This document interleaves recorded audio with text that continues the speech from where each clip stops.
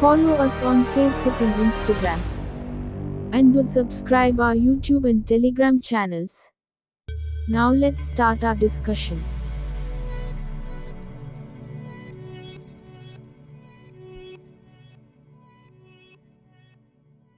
Welcome to English Lecture Notes. Today's topic is Postmodern Urban Dystopia in Manjula Padmanabhan's Harvest. We already done videos on Harvest. One is summary of Harvest and second one character analysis. You can check in our channel for that. Now another topic, that is Postmodern Urban Dystopia in Manjula Padmanabhan's Harvest. Coming to the topic. The play Harvest highlights the postmodern reality of emerging technologies and its influence on our day-to-day life. The play posits the suffering of people who require money to survive in the demanding environment of a modern city. It projects the economic condition in which the marginalized poor people sell their organs in a commercial process, which benefits the rich and influential. The play Harvest not only depicts the post-colonial scenario, but also articulates the neo-colonization.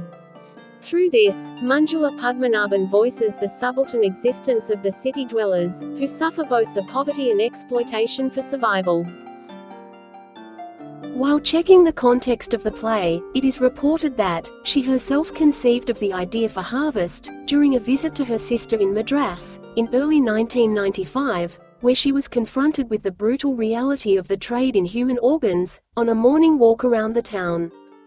During her visit to her sister, in Madras in early 1995, she saw several men in dressing gowns and sterile mouth masks. Upon making inquiries, she was told that they were poor villagers of Tamil Nadu state, and were recovering from kidney transplant surgery.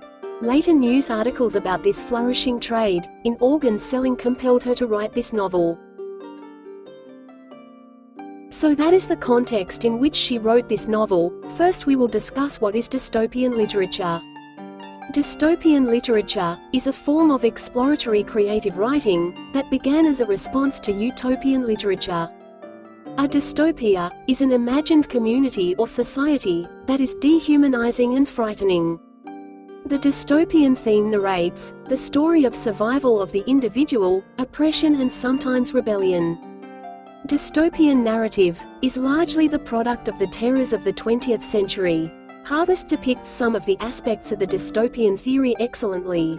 She is an Indian playwright, journalist, comic strip artist, and children's book author. She won the Greek Onassis Award for her play Harvest. The dystopian projection of societies can be found in her works, Escape, The Island of Lost Girls, Harvest, Gandhi Toxin, 2099. The novel depicts the condition of helpless people, of a third world country. If we trace the history of India as colonized, it was due to gold, spices, cotton and tea, that the colonizers were interested. Though India is independent now, but the poverty and overpopulation resulted in more adverse situation attracting the colonizers once again, but now the interest lies in the body of the other. Harvest is just as concerned with social structures as it is with the individual's moral choices. The play highlights the ways in which poverty can limit moral options and degrade human lives, and it also demonstrates that a modern trade in body parts can be understood only within the context of gross material inequities between first and third worlds. Om sells his body, Jitu works as a male prostitute, so both of them are projecting the role change, and are projected as a female substitute. The blurring of boundaries and the control of West over third world countries can be seen clearly in the play, with the installation of virtual platform by Ginny to reach to Om, but actually it was a strict surveillance for Om and his whole family. The play Harvest is not only the social critique, but it goes beyond the boundaries of nation, to delve into the relationship of human beings from different countries. It focuses on the blurring the ideas of boundaries, in both political and psychological sense, and highlights the neo-colonial market. This play deals with exploitation of a jobless youth, Om Prakash, when he is stressed to sell his organs to a multinational company, named Interplantar Services, to survive with his family, which is dependent on him. Next characteristic is control on independent thought and freedom. The household gadgets are replaced by company gadgets. Food is replaced by colored pellets and powders. The one-room dwelling is provided with a toilet and a television to which Ma remains occupied all the time. Thus the family is kept indoors, without any communication with the outer world.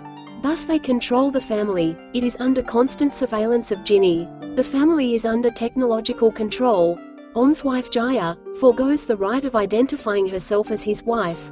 She pretends like Om's sister, as his single status is an important criteria for the donors selected for organ transplantation by Interplanter Services. Moreover, Jaya has to tell that she is the wife of Jitu, Om's brother. Harvest is an ironic examination of the relations between developing and developed countries. The play shows the world, in which people who can sell their body parts to wealthy clients in return for food, water, shelter and riches for themselves and their families. Organ trafficking is a product of neoliberal market economy that treats human body as commodity. The room of Om's family has become a colonized space by the globalizing forces. The play presents a strong question on struggle of choice by all the characters from the post-colonial perspective. In this scenario, their identities, as the poor third world citizens make their survival instincts opt desperate choices. A dystopian world is just opposite of what we call a utopian world. A utopian world possesses equality in all spheres of life, unlike a dystopian world that does not encourage equality. Harvest projects the picture of a world which is completely dystopian, where the rich section uses and abuses the poor to fulfill their own interest. Harvest also aims to subvert stereotypes by showing female characters who, despite their circumstances, strive for autonomy and agency, illustrating the potential for empowerment within oppressive systems. So Harvest can be read not only as a cautionary tale about the possible misuses of modern medical and reproductive science and technologies, but also as a reflection on the economic and social legacies of Western imperialism. With skillful irony, Padmanabhan employs the motif of cannibalism to distill some of the moral issues raised by organ trade. Cannibalism in literature explores the literal act and symbolic meanings of consuming human flesh. Manjula Padmanabhan's Harvest depicts an extremely bleak picture of a technologically mediated future, where everybody is probably suffering from some illness in this world, irrespective of the Orient or the Occident.